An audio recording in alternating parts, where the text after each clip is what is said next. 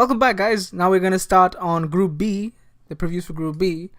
Joined here with my co-host Patty, and we're going to get started. Let's talk about the teams that are going to be in Group B. So we've got Portugal, Yep. we've got Spain, Mm-hmm. we've got Morocco, and we've got Iran. Woohoo! Yeah, this is a very interesting group, right? I mean, we're just. I think I actually wanted to go to all these four countries, beautiful countries. So it should be very interesting. The football is just as awesome as the beauty of these countries, I'm sure. Yeah. So I think we should start off with the first team, which is going to be Portugal. Mm-hmm. Yeah. Cristiano. Yeah. If Egypt was the Mo Salah team, then Portugal is the Cristiano Ronaldo team. Yes, definitely. And so let's get straight. Let's get straight to Straight into the teams. Yep. uh, So with Portugal, well, again, we're gonna follow the same format that we did for the previous video, where we give a background of the team. We'll talk a little bit of the strengths, their weaknesses, and their star player or players. And yeah, at the end of it all, we'll predict what we think will happen with this group. So take it away, Patty, about Portugal. Yeah, so as we said, we're going to talk about the strengths, and their strength is Real Madrid number 7, CR7, the cover person on FIFA 19, Cristiano Ronaldo. Mm-hmm. He is their talisman. He is their strength, their only strength, their biggest strength. And he would probably be responsible for carrying the team through to whichever stage of the competition they get to. But that's not their only strength. Their midfield and their forward lineups are quite good. Andre Silva is a decent prospect. Their wingers, especially Gelson Martins, who's just quit his contract at Sporting Lisbon, has Yeah, and I hate to say it, but there's also Bernardo Silva. He's gained much experience. This team isn't an underdog team anymore, having won just 2 years back. Yeah. In France. The Euros. That was quite unexpected, beating likely favorites France. Yep. But they do have that winning mentality now, and it's going to be interesting to see how far they can take that momentum forward going into Yep. the World Cup. And but there are certain weaknesses in that team, and I would have to point out at their defense. I think they have Bruno Alves, I think, who's a veteran right now and isn't really would probably face problems when coming against a quick. Right. Even Pepe, right? He's also gotten. I mean, he's declined so much that he's actually moved to. Yeah, gone to Besiktas, but yeah, come to Besiktas. Pepe. The thing with Pepe and Bruno Alves is the wrong side of 30. And when you're coming against a good attacking side, that's going to pose a fast one specifically. If you're facing France, a young team that's quick, lightning quick, you got Griezmann, you got Dembele, all just throwing it at you. It's going to be difficult for them to face if they make it past. Yeah, but even Spain, they might do a little better, but they're not as quick as France is, given the youngsters. But in terms of their defense and the goalkeeper, I'm not sure if Patricio is their number one. They played with someone else recently in the warm up.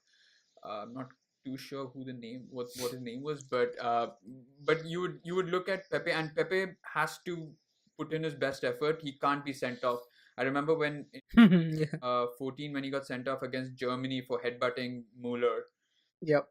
Completely ruined their chances of even having a decent result that game. Yeah. So he's got to keep it under the lid. He's got to be more mature. Act his age, I suppose. Well, I mean, compounding to that, we also have Jose Fonte, who's not in the best of form.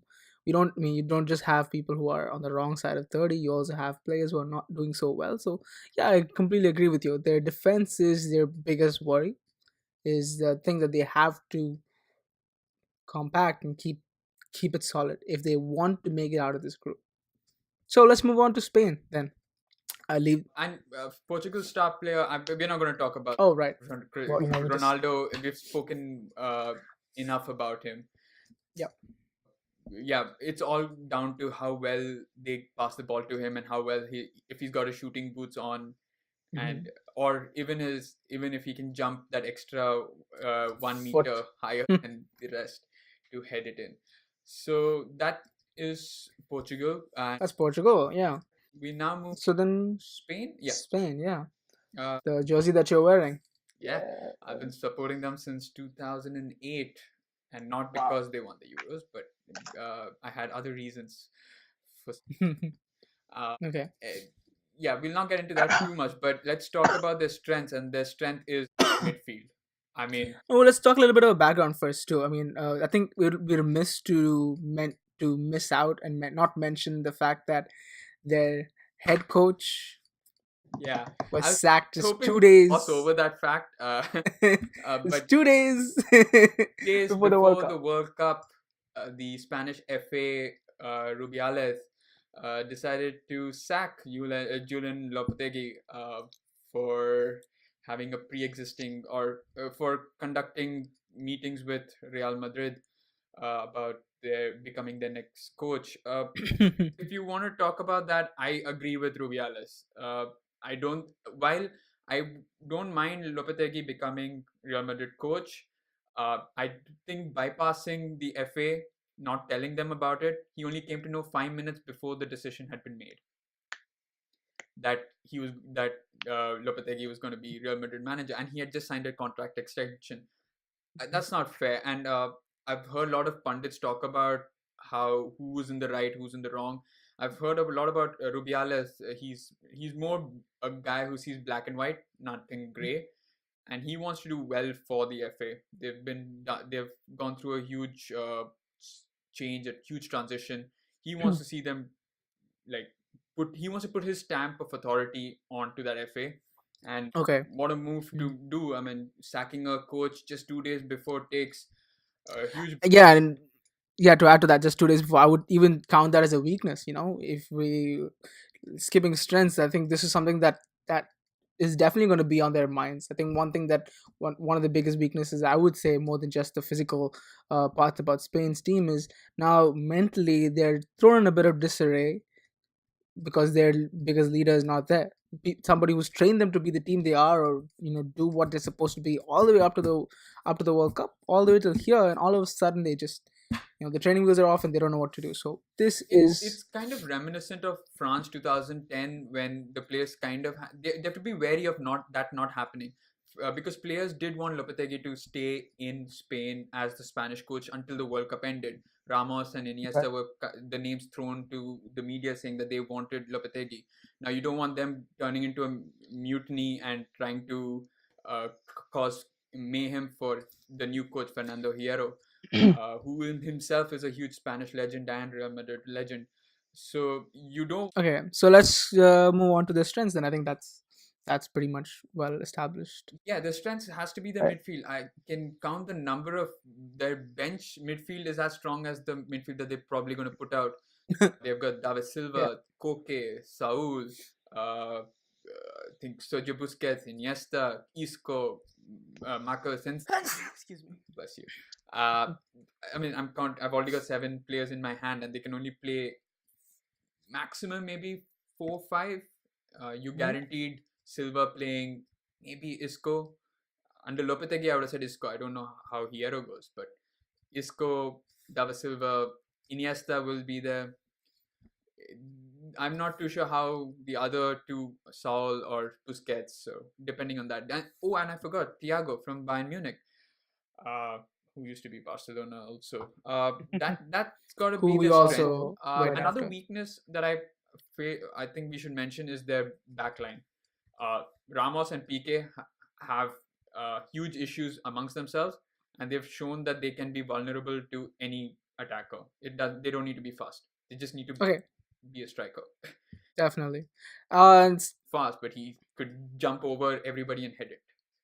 mhm.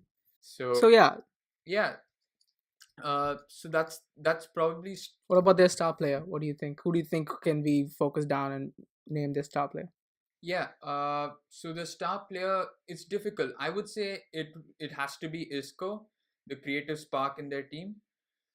People would say Diego Costa needs to shine. He has to be the star man in order to score goals. But I think Isco needs to be the provider. Isco needs to have a really good World Cup campaign. The other person maybe I could talk about is David Silva, but he is so consistent. I think Isco, this is his time to shine. Uh, and I think he is Spain's star man. He needs to be that little spark, that little magician to take Spain forward. Right. The one good thing about Spain is you have almost a starman for every line of their team. You have a starman for the forward, for the mid, for the defense, and come on, the world's best goalkeeper, David De Gea. So this Spain, it's a star team. Next we have Morocco that we want to talk about. They call the Atlas Lions, we like as they're known as. Uh, so what do you think about their strengths? The first person that comes into mind when you talk about Morocco is Mehdi Benatia, uh, Yeah. and you then associate them to being a little more solid in defense.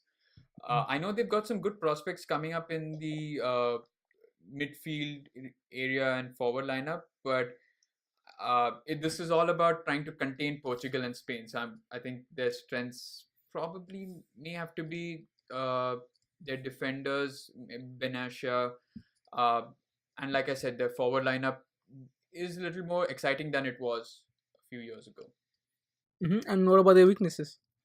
Hard to see. Like I would again, probably the goalkeeper. I haven't heard too much about him.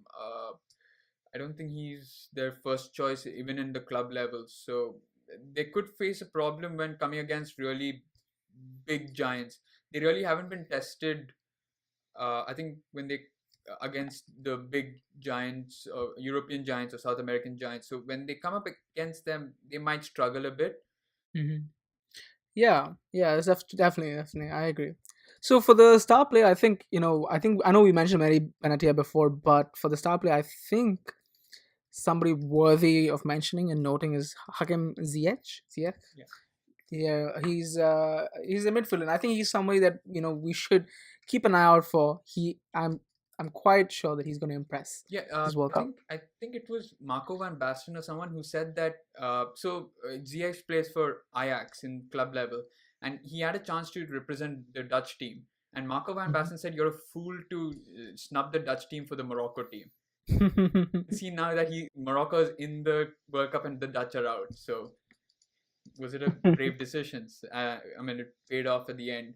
And yeah, he's been linked to a lot of clubs. I think even Liverpool were linked to him. So he is a prospect to look out for. Definitely. Definitely. Okay, so we finally have our last team. We have Iran, the dark horse. Sometimes they go so far. They go so far into the tournaments. Sometimes they just pepper out. But one thing that I absolutely am rooting for Iran is they're managed by Carlos Queiroz. I'm not sure how to pronounce his name. Even now, I don't know how to pronounce his name. But he was Manchester United's assistant manager during the Alex Ferguson era. He was the number two in the years that United won the treble.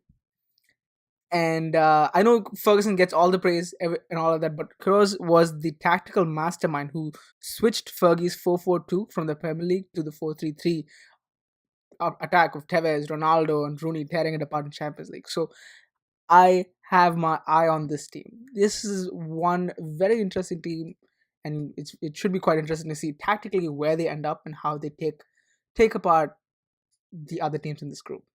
So yeah, so I think that's not just their background. I would also call that a strength of theirs. Pretty interesting leadership. Yeah, Yeah, and I think the weakness is going to be their defense again. Like I think similar to Saudi Arabia and some of the other Middle Eastern countries who've never really been tested by some of these giants. I mean, they've been a part of the World Cup, sure, but in recent because it's a 4 year gap, so they have transition periods, and these players really have to be tested. Haven't been tested by these uh, big teams, and so it's going Mhm, to be interesting whether they can hold their own. I highly doubt it. I don't see them progressing definitely, but if they can mhm, do themselves proud and they can put up a fight, yeah, it's going to be fun. I think one of the star players has got to be their forward Sardar Azmoun. Yeah, yeah. I remember him be taking. He plays for Ruben Kazan, so he should know Russia pitches a little better because he plays in the league. And I also saw a picture of him with Jurgen Klopp, and he had a move to Liverpool that didn't really materialize because he didn't want to play for the bench at that point of time. Hmm. And so I trust Jurgen Klopp's judgment. So I think I can see that there is potential in this player, but it's only one player against big teams. It's going to struggle slightly. Um, I don't see them doing too well. Like I said, if they put up a fight, Mhm. kudos. But Yeah, to make it to the World Cup itself is a big deal. for sure. So let's get to our predictions for the group. I'll go first. I think. For sure, the top of it all is Spain. I It's just like we said before. There's a star player for every line, every part of the team: the forward, the mid, the defense, and the goalkeeper. So, and I agree with Jose Mourinho also that Spain is a team that will end up going quite far. So, at the start of this, in this group, Spain's gonna top, hands down. I think Spain's gonna top. And for second, I actually think Portugal's gonna make it because again, this is no matter what you say, football is a team sport, yes, but there are star players that can claw a team back from the grave. Like this is also Portugal. This is a team that won the Euros even without Ronaldo, so they're a team that can actually do it on the big stage. And I confidently do believe that Portugal is going to make it second on the list. Third, I'm going to say Iran. I'm sorry. It's just maybe my bias is involved here, but I really do think Iran's going to make it number three, and finally we have Morocco. What do you think? I kind of agree with the first two. I feel Iran's going to come fourth just because of their lack of experience slightly. But I think for the top two, I would have been more confident saying Spain first had Lopetegui stayed. With this Hmm. whole shift, I'm a little skeptical, but I still think Spain has it in them. Their players are world class, top level Yep. uh, to Experienced. the top of the group. Yep. Portugal are second. I don't see Morocco or Iran putting up a fight, but this is football, so you never know. Mhm. Okay, that's pretty awesome. Anyway, it was great. It was this great having you guys. Thanks for tuning in. Please like, share, and subscribe. And hopefully we'll catch you for the next preview, Group C. Take care. Bye bye now.